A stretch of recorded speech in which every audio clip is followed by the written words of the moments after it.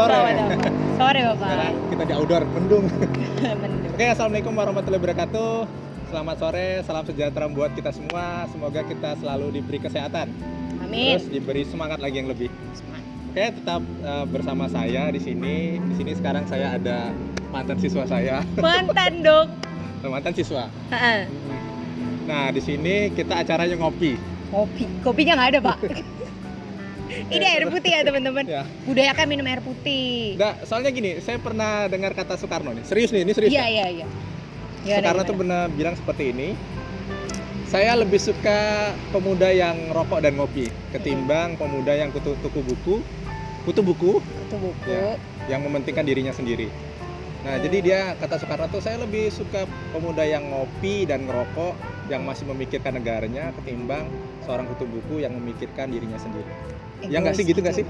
Iya Pak, benar. Biasa kalau orang pintar tuh mikirin diri sendiri nggak sih? Iya sih. Nggak Iya. juga, kamu ntar ada orang pintar, wah saya kan pintar tapi Ya, oknum. iya, oknum. tapi kan kalau orang pintar biasanya nggak menuntut macam-macam. Dia tahu menelaah perkata-kata gitu. Oh, karena terlalu banyak pikiran di kepalanya, jadi susah diomonginnya gitu biasanya mah. Oh my god! Wow!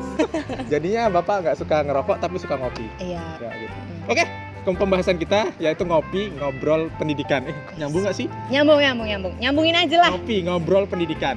Nah, sesuai dengan channel Bapak yaitu pengisi bangku depan. Yes, mantap. Kamu nanya nggak sih kenapa apa namanya pengisi bangku depan?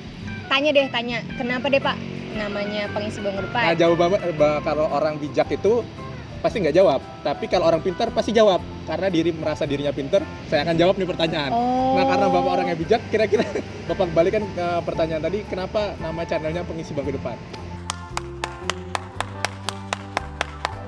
Soalnya orang-orang yang duduk di depan tuh orang-orang yang rajin, orang-orang yang mau belajar. Iya nggak? Itu salah?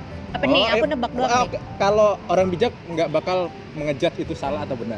Tapi kenapa sih? Mungkin itu perspektif kamu sebagai siswa, karena kalau orang yang duduknya di depan pasti orang itu pengen paham tentang pelajaran, iya nggak sih? Iya, biasanya kayak gitu. Oh gitu. Kalau Bapak nggak, kenapa channelnya pengisi bangku depan? Pendapat Bapak gini. Jadi ketika Bapak membuat Google lah gitu, alamat Google. Nah, Bapak sambil ngajar nih. Iya. Ketika saya ngajar, saya duduknya di depan nih. Jadi pengisi bangku depan, yang alias guru gitulah. Oh kan di depan bangkunya paling depannya siswa ada yang paling Bangku depan guru? lagi. Iya, bangku guru. Iya benar. Jadi karena Bapak guru, jadi pengisi bangku depan. Oh, benar. Akhirnya aku tahu. Iya. Oke. Nyampe. Lupakan. Sekarang Bapak mau bahas tentang, kan banyak kenanya nih, Pak, Iya. Apalagi kelas 12. Pak, gimana cara kita nih pengen pasti orientasi ketika orang memilih untuk sekolah di SMA, orientasinya adalah saya akan melanjutkan pendidikan saya di kuliah gitu kan ya. Mau jadi anak kampus gitu. Iya. Nah, banyak bertanya, Pak, ada berapa jalur sih untuk mendapat kampus? Bentar dulu. Sekarang kamu kampusnya di mana? Soalnya saya nggak pernah lihat kamu kuliah. Aku kuliah di rumah. Nah, serius. Iya, aku kuliah di rumah, tapi kampusnya di Malang. Apa Namanya Universitas Brawijaya. Brawijaya. Wih. Kemarin menang PIMNAS juara 2. Oke. Juara 2 dong. Oke. Kamu Universitas Brawijaya, saya tahu universitas yang diperhitungkan lah di Indonesia. Iya. Nah, tempatnya di Malang. Bagus itu, saya pernah ke sana. Dan the best lah pokoknya. Best lah. Saya nanya, kamu masuk ke sana nyogok?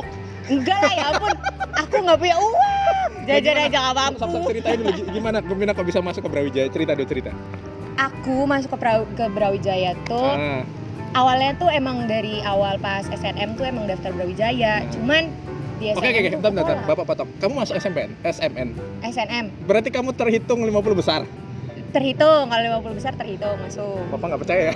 Masuk, ya Allah. Tapi gini loh, maksudnya bukan nggak percaya kamu pintar atau nggak pintar nih, bukan orientasinya, bukan Bapak nggak percayanya kamu pintar atau nggak pintar, tapi Bapak loh, kamu kan anak organisasi, ikut berapa ekskul sih?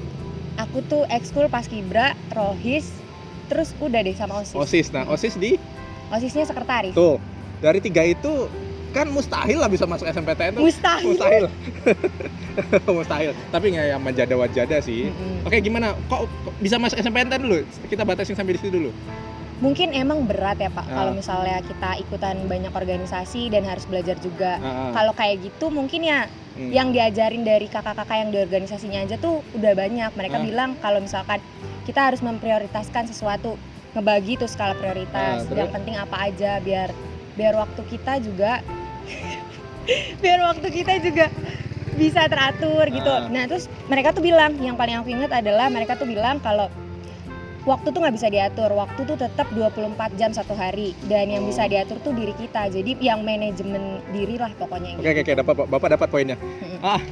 Berarti yang harus mengatur waktu itu kita, karena kita semuanya kasih sama ya sama Tuhan, 24 jam nih, di Jepang 24 jam, di Indonesia 24 jam. Jadi gimana? Kan waktu semua orang tuh sama Pak, 24 jam, dan waktu tuh nggak bisa diperkecil, nggak bisa diperpanjang. Jadi yang diatur itu diri kitanya sendiri. Mau kita mau rajin apa enggak, kita mau ngelakuin sesuatu apa enggak. Biasanya kan orang-orang yang 24 jam itu ada yang ya rebahan terus, ada yang emang yang orangnya produktif, itu tergantung kitanya sendiri kayak gitu. Oke, dari tadi beberapa kegiatan, maksudnya organisasi dan kegiatan lah.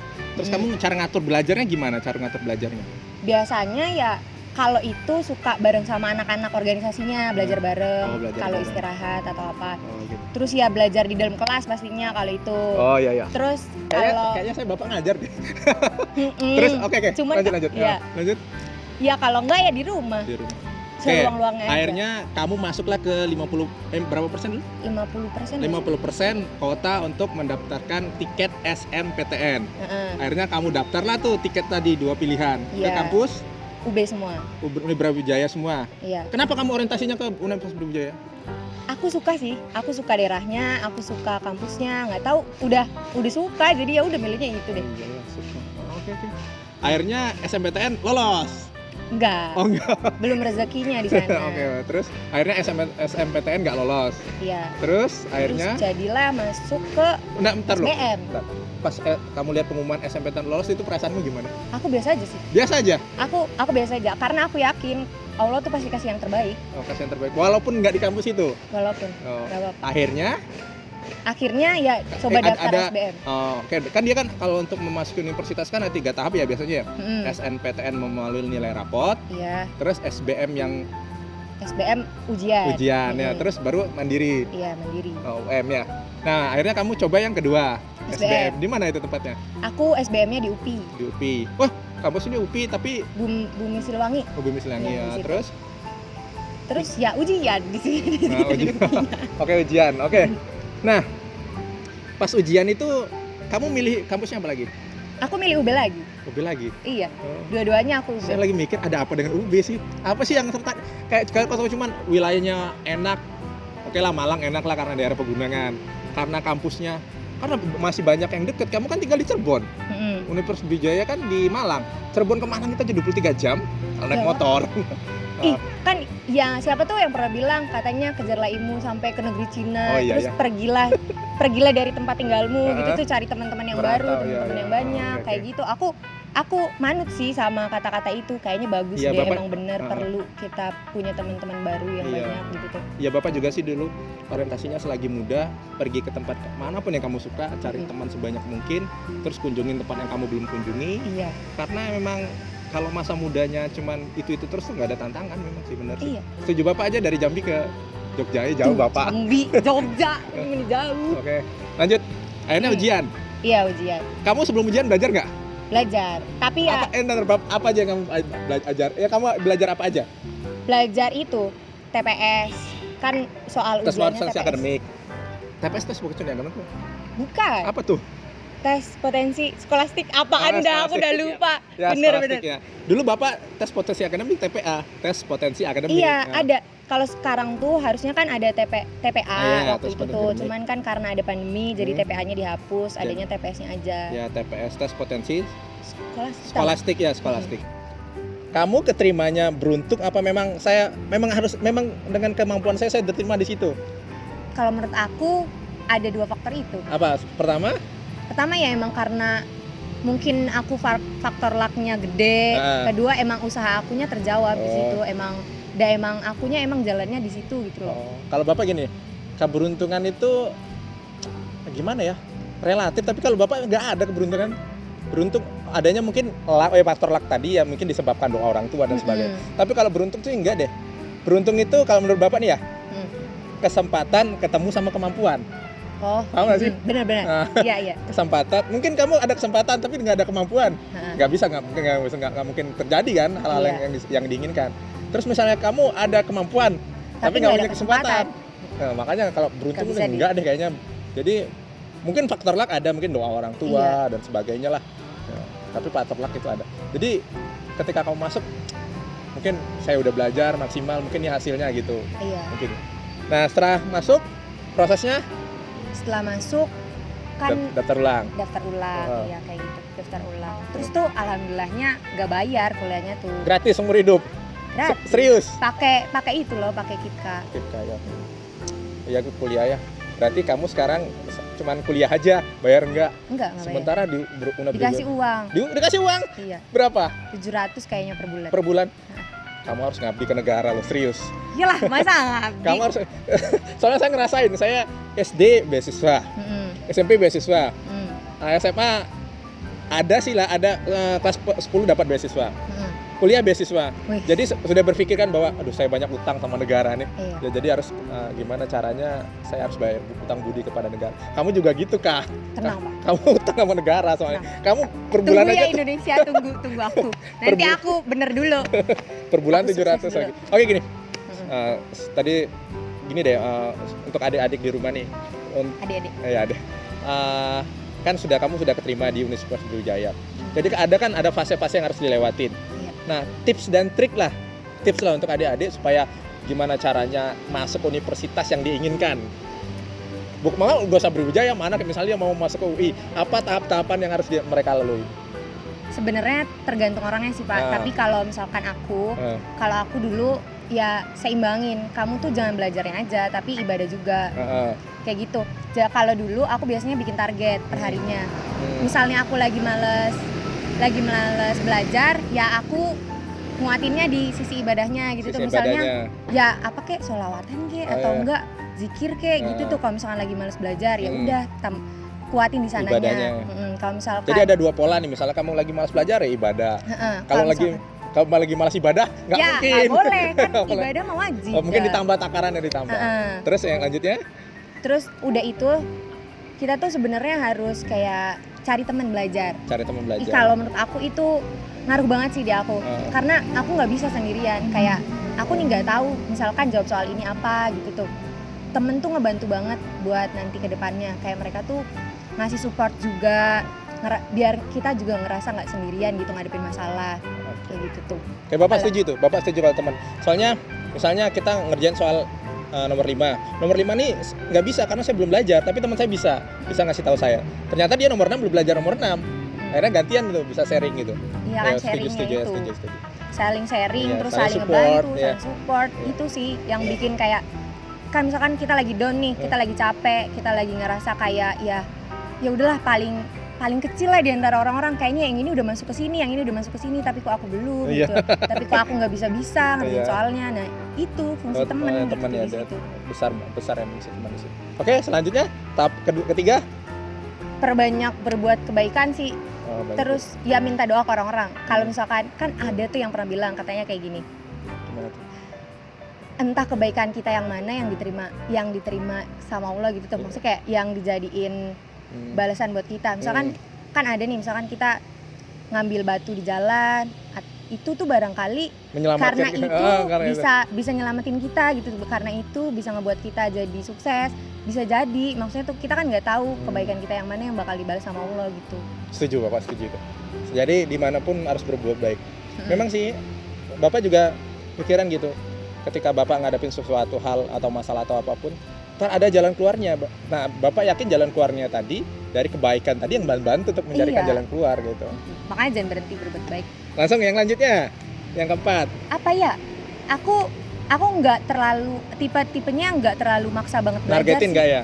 Aku yang nggak maksa banget belajar. Biasanya kan orang-orang tuh kayak sehari harus belajar kayak gitu. Aku nggak. Aku malah kayak belajar SBM ini. Aku nggak dari awal pas bilang aku gak lolos SNM terus belajar tuh enggak. Enggak. Kayak 2 minggu, 3 minggu tuh baru belajar. Oh, tapi kan kamu punya basic 50 besar berarti kan belajarnya lumayan lah gitu. 50% untuk SMPTN kan itu kan terpilih dari orang-orang yang nilai rapotnya sangat bagus lah. Bisa dibilang bagus. Nah, terus oke, sudah kalian apa tadi pertama gimana pertama tadi? Lupa saya. Pertama tadi seimbangin antara ibadah sama belajarnya. Tuh, terus yang kedua pilih teman. Pilih teman, iya teman belajar. Teman belajar. Yang Iya, ketiga, teman yang saling support lah. iya. Terus yang ketiga tadi perbanyak buat kebaikan. Keempat, Terus yang keempat intinya mah cari kenyamanan di diri kamu lah, intinya kayak gitu. nyaman lo. Kamu nyamannya kayak gimana? Misalkan kamu nyaman belajarnya kayak gimana? Oh gitu. Pokoknya nyari tempat yang nyaman atau apa kayak gitu. Buat diri kamu nyaman gitu. Oke, buat dirimu. Akhirnya kamu masuklah ke Universitas Brawijaya. Udah gratis kasih uang jajan sebulan 700. Oke, harapan kamu ke depan nih, rencana ke depan gimana? Rencana ke depan? Rencana ke depan. Nah, Rencana aku nih kalau udah keluar gitu atau gimana? itu sudah kuliah, sudah ke depannya gimana? Pas lagi kuliah nih, pengennya segera lulus kah, apakah gitu? Oh, pengennya punya temen yang banyak, yang pasti terus? pengen punya temen yang banyak. Terus? Ya kan relasi sama prestasi, pengen ngembangin itu sih. Relasi itu yang harus, soalnya Iya. gimana ya, relasi itu sama apa ya, sesuatu yang untuk mendukung kita itu nggak bisa ditinggalkan. Relasi itu gimana ya, tetap harus ada, harus terjalin lah. Relasi sama silaturahmi kan hampir sama ya, hampir sama sih ya. Mirip-mirip. Nah, sedangkan silaturahmi itu Nabi Muhammad sendiri mengatakan bahwa perbanyaklah silaturahmi karena silaturahmi itu juga mendukung adanya rezeki. Jadi ya relasi sih, kalau nggak ada relasi juga. Tapi relasi dalam segi positif loh. Iya, Jangan jangan relasi yang begitu. Iya. Jangan relasi. Oh, saya punya orang dalam di sana di neraka. Oh, astagfirullahaladzim. Pokoknya saya anti terhadap adanya nepotisme tuh anti banget. Karena apa? Saya yakin nih ketika dia masuk suatu pekerjaan itu karena orang dalam, untuk pekerjaan ikhlas dan bekerja itu agak gimana gitu sih. Wah, pasti gini nih. Pertama diragukan, iya. Yang kedua di lingkungan sosialnya pasti ya kenapa dia nggak bisa? Dia kan punya orang dalam, pasti kayak gitu. Kalau jelek diomongin, kalau bagus diomongin. Kalau bagus pasti itu karena orang dalam. Kalau jelek, masa anak orang dalam nggak bisa kan gitu. Lebih baik kita nggak ada orang dalam, tapi kita akan lepas tuh untuk ngapa-ngapain, kerja dengan ikhlas, berkarya dan sebagainya. Gitu. Oke. Oh, sekarang Bapak sudah banyak cerita tentang gimana caranya dari cara belajar, terus bentar, kamu kenapa sih suka tentang tata kota, planologi? Mungkin lah, aku kan apalagi kalau di OSIS kan suka merencanakan kegiatan kayak gitu. Aku pengen ngerencanain lah buat kota sendiri kayak gitu, bakal kayak gitu. Jadi gimana? Jadi kamu pengen masuk ke jurusan tata kota itu supaya ketika kamu sudah lulus balik ke kota kamu aku bisa kontribusi di kota aku, di gitu, kota kamu. bisa ngubah. Kenapa sih dengan kota kamu tuh kenapa?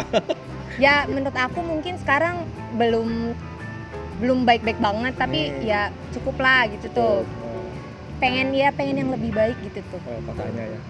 Tapi Cirebon tuh potensi loh untuk pariwisata. Iya kan, banyak banget potensinya. Cuman ya belum dikembangin aja, makanya itu.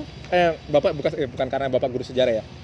Di masa sejarah Cirebon itu adalah bandar transitor. Jadi setiap orang mau kemana pun pasti ke Cirebon dulu pelabuhannya. Iya. Nah sekarang juga seperti itu, kalau mau orang dari Surabaya maupun dari manapun di dunia timur, di Jawa bagian timur atau Jawa bagian barat, itu akan bertemu di Cirebon. Kamu mau misalnya mau dari Surabaya ke Cirebon, pasti transitnya akan, misalnya naik kereta, transitnya pasti di stasiun Cirebon. Nah misalnya juga mau kemana pun pasti istirahatnya di Cirebon. Makanya karena banyaknya orang bandar transitor, jadi untuk perkembangan kotanya itu akan lebih pesat. Cuman ya perkembangan harus diiringi dengan lingkungan tadi. Mungkin kamu lah menata kotanya ntar besok. Kamu sekarang nata sumber daya airnya. Iya. Duta air. Oke. Sudah berapa menit ya? Sudah 20 menit kita ngobrol-ngobrol sama Kak aku. Eka. Ya, Kak Eka ini sekarang aku dipanggilnya Wulan. Wulan. Nama di Brawijaya. Wulan. Lan.